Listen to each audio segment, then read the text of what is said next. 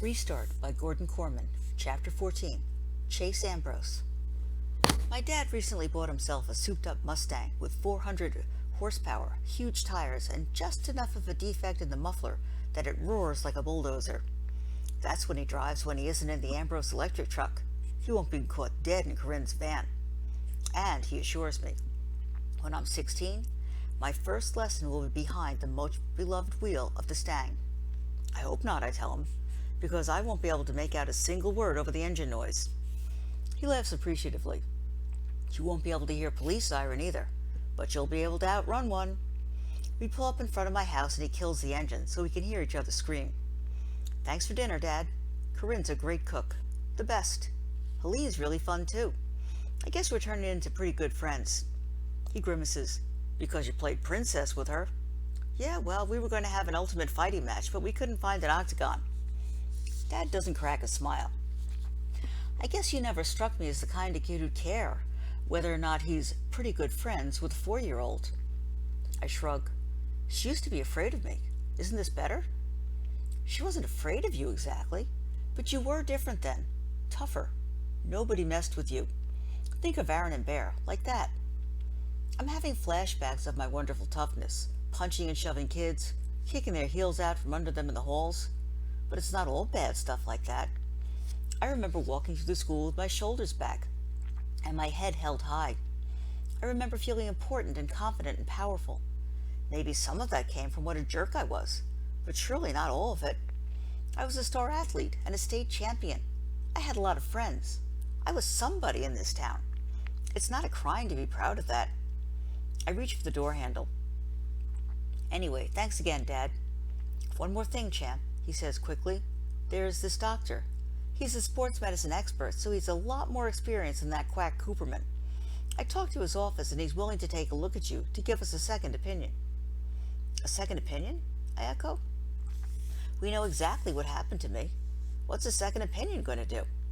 Get you on the field where you belong, he exclaims immediately. Even Cooperman admits you're recovered. It shouldn't cost you your whole season. Dr. Cooperman explained all that, I remind him.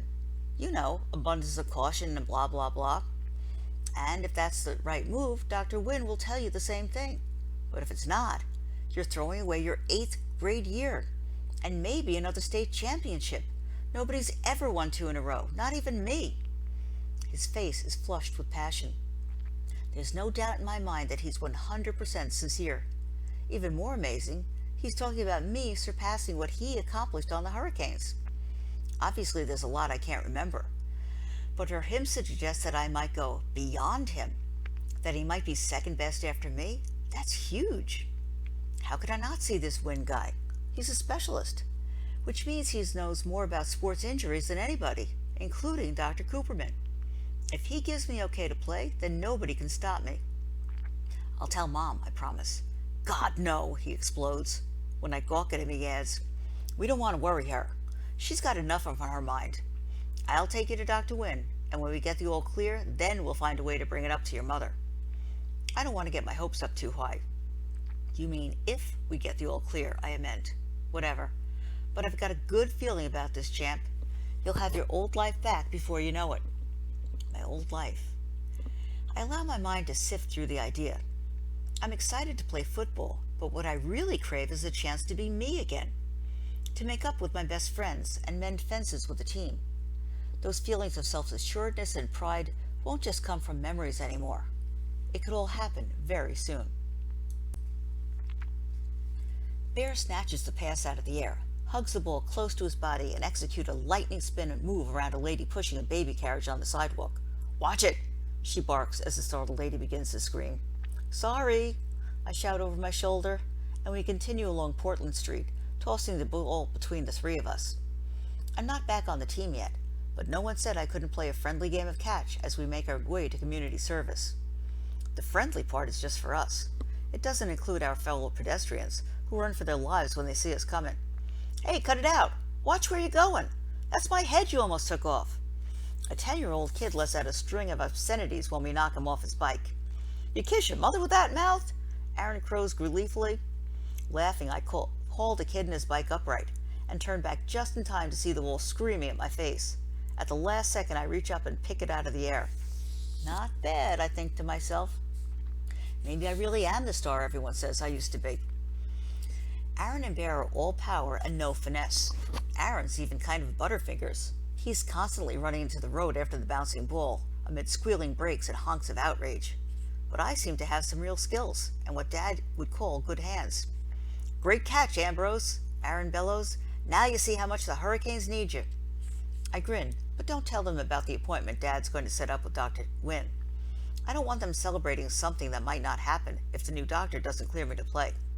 But he's going to. I can feel it. When we get to the Portland Street residence, I spy Shoshana just stepping in the front door. Luckily, Aaron's looking the other way, and I throw Bear a bullet pass to make sure he doesn't see her. It wouldn't be easy to explain to those guys that she and I are working together. I don't have a timesheet to sign, so when they head to the office, I make a beeline for Mr. Solway's room. I'll have to catch up with them at some point, but the way they goof off and eat cookies, I've got plenty of time. I don't feel great about running around behind their backs, but it's easier this way. Why stir things up if I don't have to? So, the Colonel is lecturing us about conserving resources, and right behind him on the landing strip, the PFCs are unloading the 6 coolers of pastrami sandwiches we'd flown in from San Francisco. And we're praying he doesn't turn around, because we sent 2 pilots over 12,000 miles, including a stop at the Midway Islands, to get us lunch. We're breaking our arms, patting ourselves on the back that we got away with it, when the Colonel sniffs the air and says, "Call me crazy, but I could swear I smell pastrami." I cling hard to the flip can so my laughter won't make the picture jump. I can see that Shoshana, the interviewer, is actually biting the side of her mouth to keep from cracking up. You don't want to do anything to interrupt Mr. Solway. Once he gets started, the stories tumble out one after another. It's our 3rd day at Portland Street, working with the old soldier, and our best yet. Shoshana never planned on spending more than a couple of hours here, but neither of us counted on Mr. Solway having so much to say. Most of the time he's all sarcasm, so it's hard to have a normal conversation with him. The big difference is Shoshana, who's a natural interviewer. She's so genuinely interested that she brings out the best in Mr. Solway.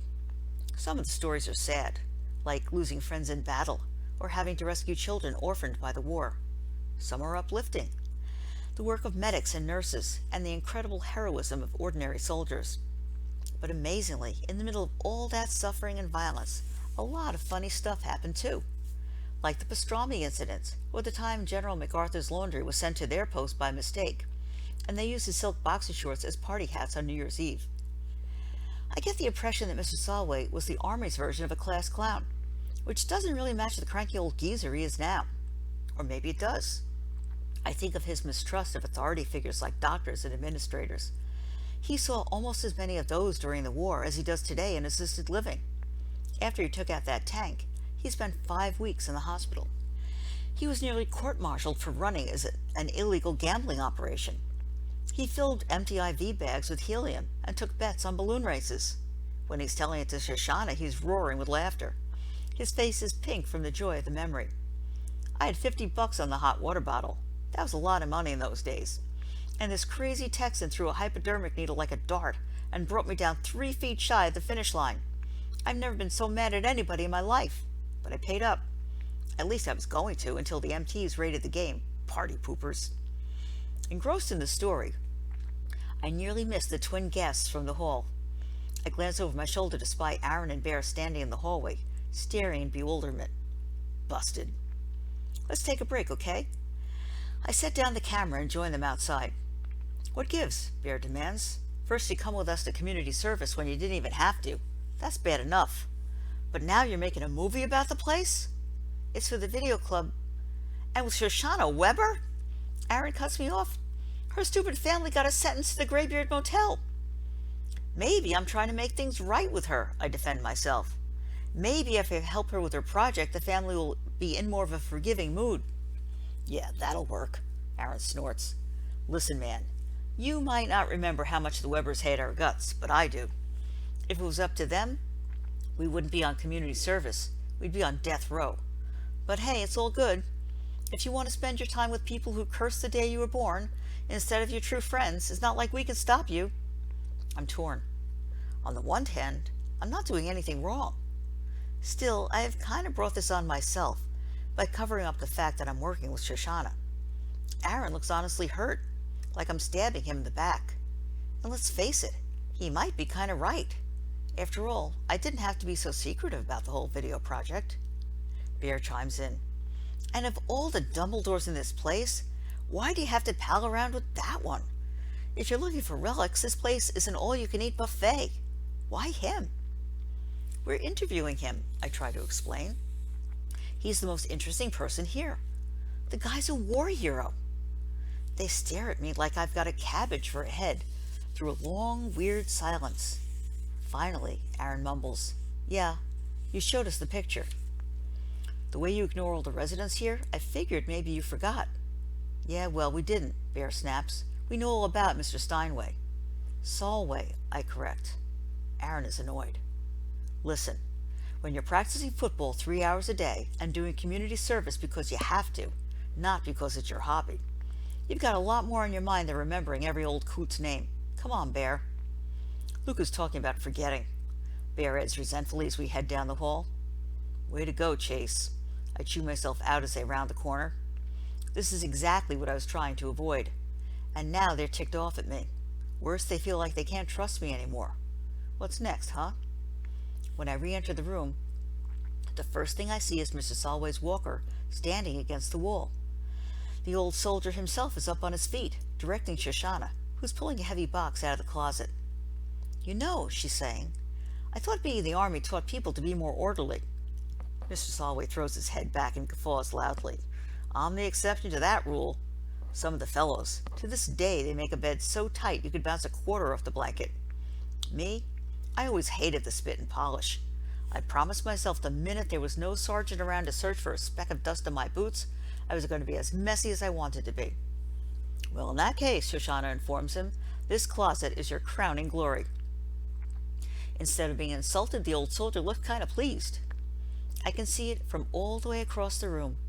There are a few shirts, pairs of pants, and one suit on hangers pushed to one side. The rest of the space, 90% of it, is jam-packed with what could only be described as stuff. Picture the entire contents of a house crammed into a tiny 4x4 space. All the things that would end up in the basement, the garage, the attic live in that closet. There are books, ping-pong paddles, a broom, a couple of bowling trophies, hip waders and a fishing rod, framed pictures, a weed whacker, ice skates, a 3-foot-high oriental vase with a crack up the side, a golf umbrella, a garden gnome, luggage, and cartons of varying sizes. As I cross the room, I get a peek inside the box that Shoshana dragged out. It contains 3 replacement furnace filters, jumper cables for a car, and a sterling silver nutcracker set. It looks like exactly what it is. The things a person collects over 86 years. And when that person moves to a place where all the storage space is one little closet, it gets pretty tight in there. We've got a lot of great footage of Mr. Solway talking, Shoshana explains to me from the depths of the collection. But we need now are some visuals to cut away to. Mementos, old photographs, that kind of thing. What do you think?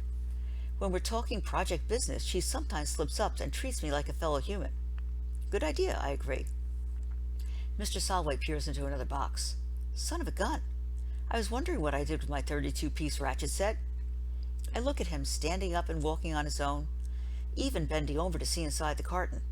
It's hard to believe that this is the same Mr. Solway that I first met, struggling on the walker and not even bothering to open the blinds to let some light into his gloomy room. Maybe when his wife died and he moved into Portland Street, he lost focus because everything in his life used to revolve around her. But now that Shoshana and I are coming over to work on the video, he's totally different. He wants to present himself well on camera, so he shaves, dresses well, stands straighter, and walks better. According to the nurses, his appetite has improved at mealtimes. We dig around some more, moving stuff out of the closet and unpacking boxes, until the floor is covered in knickknacks. We do find a few things we can use in video. Black and white photographs in the barracks in Korea, the Solway's wedding picture in a double frame with one from their 50th anniversary, his old military dog tags, and another set belonging to a buddy who was killed in the war.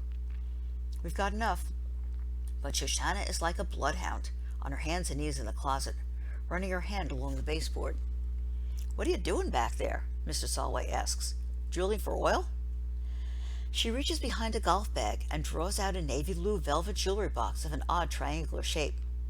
In Boston silver on the lid is the Great Seal of the United States. "You found my medal!" Mr. Solway exclaims in amazement. Glowing with discovery, Shoshana flips open the cover. The box is empty. Mr. Solway frowns. It must have fallen out. Shoshana and I give the closet floor a thorough inspection. No medal. She has a question. "Mr. Solway, when was the last time you wore your medal?" "In this place?" He's sarcastic. "Lots of state occasions here. Wheelchair races, canasta games, colonoscopies." "What about before that? Before you moved here?" He cast her a wry grin. "I get you. What if the crazy old codger picked up an empty case for a medal he lost 20 years ago?" "No, don't apologize. It's a valid question. The answer is I never wore it.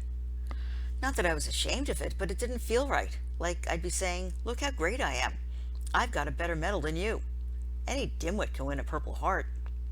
My wife used to take it out once a year on Veterans Day, and when I refused to wear it, she'd polish it up and put it away again. Maybe one time she misplaced it. She was confused toward the end. It's possible." He retreats to his easy chair and sits in silence. Talking about his wife always makes him sad. We quit filming early in order to leave our subject with his memories. "I love Mr. Solway, but he's pretty weird," Shoshana says as we cross the lobby, heading for the exits. "He won his country's highest honor and basically ignored it." "People were different back then," I offer. "You know, more modest." "Yeah, sure, modest. But to care so little that you don't even bother to open the case to see if the medal's still there? And then hide it in the back of your closet behind a golf bag? You gotta be a real oddball." We're going through the sliding doors, which might be why she didn't notice I stagger for a split second. Missing medal. Empty case buried under tons of junk. Mr. Solway's medal wasn't lost. It was stolen. Somebody pocketed it and tossed the case where it would be hard to find. Who would do such a thing? There were plenty of possibilities. Portland Street is a busy place, with a big staff. Doctors, nurses, attendants, service people. There were painters in recently. It could have been one of the other residents, or even a visitor. But as I run my mind over the range of suspects, an image keeps forcing itself in front of my eyes. I see a $20 bill in Mrs.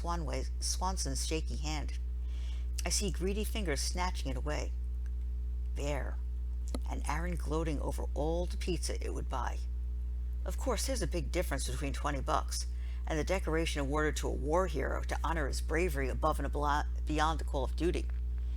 But somebody greedy enough to take money from a confused old lady who thinks she's tipping room service. How could a guy like that pass up the chance to get his hands on something far more valuable? I must turn pale, because Shoshana regards me in concern. "Are you okay? You look like you're about to faceplant." "I'm fine." I'm so not fine, but I keep my mouth shut. What kind of friend am I, that I instantly suspect Aaron and Bear of stealing Mr. Solway's medal? What kind of friends are they, that it's so easy for me to believe that they did it? Two hard questions followed by a third. What should I do now?